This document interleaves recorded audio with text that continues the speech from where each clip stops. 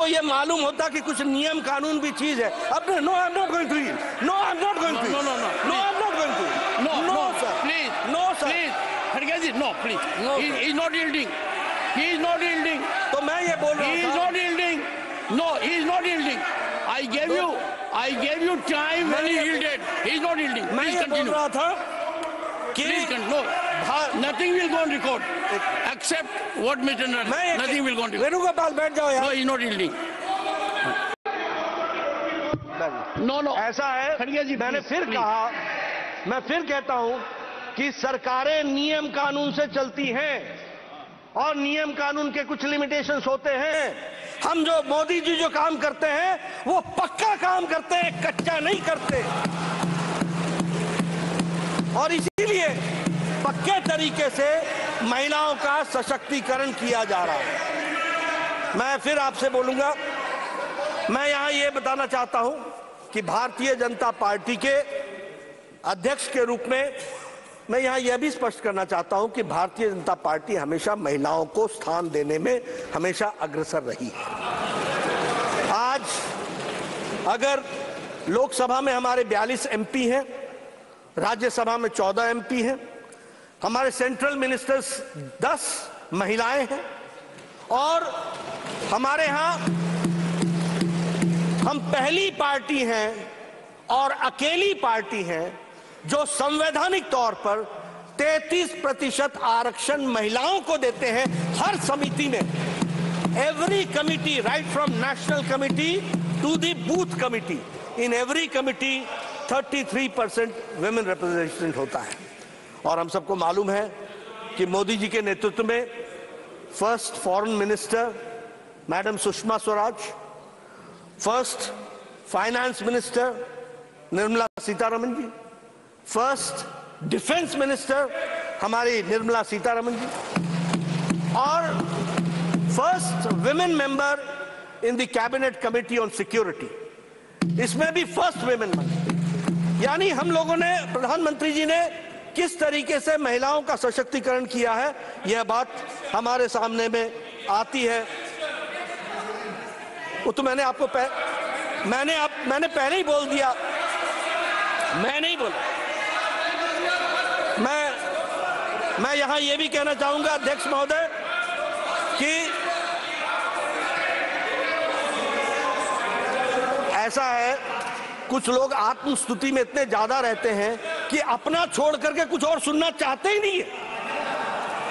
मैंने खुद बोला, ये क्या बोलेंगे, मैंने खुद बोला कि this country has seen prime minister, lady prime minister before many countries. हमने कहा, मैं यहां यह भी कहना चाहूंगा कि जो कार्यक्रम चलाए गए, चाहे वो स्वच्छ भारत अभियान है, चाहे बेटी बचाओ बेटी पढ़ाओ है, ये इसके बारे में मैं स्पष्ट रूप में आपको बताना चाहता हूं कि जब प्रधानमंत्री जी ने पहली बार प्रधानमंत्री बनकर के लाल किले के प्राचीर से, from the ramparts of Red Fort, he had said that हम स्वच्छता अभियान, दीपेंद्र बैठ जाओ, No disturbance. Please sit down. Beti Bachao Beti This is पढ़ाओ। not the way to conduct in the house. You are a senior member. Please sit down. No, I will not bear this. Beti Bachao Don't बेटी go in that पढ़ाओ direction. और Have some स्वच्छता अभियान, positivity. Please sit down. Sorry. इसके बारे Don't में, force my hands. इसके बारे में जब लाल किले के प्राचीर से प्रधानमंत्री जी ने कहा, from the ramparts of Red Fort, जब कहा तो उस समय राजनीतिक लोगों ने कहा था ये बड़ा गैर राजनीतिक की क्या स्वच्छता की बात प्रधानमंत्री लाल किले से कर रहे हैं। कुछ लोगों ने मजाक उड़ाया था, कुछ लोगों ने हंसी उड़ाई थी, और बेटी बचाओ बेटी पढ़ाओ की बातचीत करते हुए प्रधानमंत्री जी ने कहा था कि हम लड़कों की चिंता करते हैं लेकिन हम लड़कियों के बारे में चिंता नहीं करते हैं, हमको उसके बारे में चिंता करनी चाहिए। इस पर भी बहुत कटाक्ष हुए थे। लेकिन आज मुझे आपको बताते हुए खुशी हो रही है कि sex ratio at birth level हम 19 पॉइंट बढ़ करके आगे आए हैं, 19 पॉइंट्स हम आगे बढ़े। उसी तरीके से gross enrolment in higher education has increased by 18%, 18% बढ़ गया है। उसी तरीके से फर्स्ट टाइम देश में सेक्स रेशियो टोटल पॉपुलेशन का out of 1000 male females are 1020, female का सेक्स रेशियो बढ़ गया।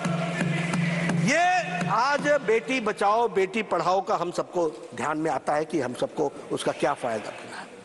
जहां तक स्वच्छ भारत का सवाल है, 11 साढ़े 11 करोड़ इज्जत घर बनाना, मैं यहां बोलना चाहता हूं 50 साल से ज्यादा आप राज किया आपने। हम लोग भी जब नेशनल हाईवे पर जाया करते थे तो झुंड की झुंड महिलाएं अपने दैनिक नित्य क्रम के लिए हाईवे से गुजरती हुई हम देखते थे। हम देखते थे कि वो सूर्यास्त और सूर्योदय का इंतजार करती थी, क्योंकि उनको अपना दैनिक नित्य कर्म उससे पहले करना होता था। क्या स्थिति थी और संख्या क्या थी? 12 करोड़। कभी सोचा नहीं था, कभी समझा नहीं था कि ये कैसी समस्या है। समझते भी कैसे? अगर सिल्वर स्पून से के साथ पैदा होते हैं, वो क्या जाने गरीब का दर्द, वो समझते हैं तो प्रधानमंत्री मोदी जी समझते हैं कि गरीब का दर्द क्या हो और गरीब बहन की तकलीफ क्या हो। आज 12 करोड़ बहनों को इज्जत घर दिया गया है।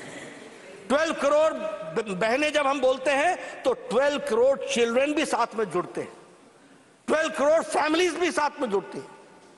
किस तरीके का उनके साथ बर्ताव होता था, क्या क्या उसके साइड इफेक्ट बैड इफेक्ट्स होते थे, वो सब हम सबको मालूम है। उनको इज्जत देने का काम प्रधानमंत्री मोदी जी ने किया और यूनाइटेड नेशंस ने भी उसको रिकॉग्नाइज किया और प्रधानमंत्री जी को उसके लिए सम्मानित किया। यह भी हमको ध्यान में रखना चाहिए। उसी तरीके से अगर हम प्रधानमंत्री आवास योजना की बात करें, आपको जानकर के खुशी होगी कि प्रधानमंत्री आवास योजना में हमारे 69% ओनरशिप जॉइंटली या इंडिविजुअली महिलाओं के पास है, महिलाओं को मिली।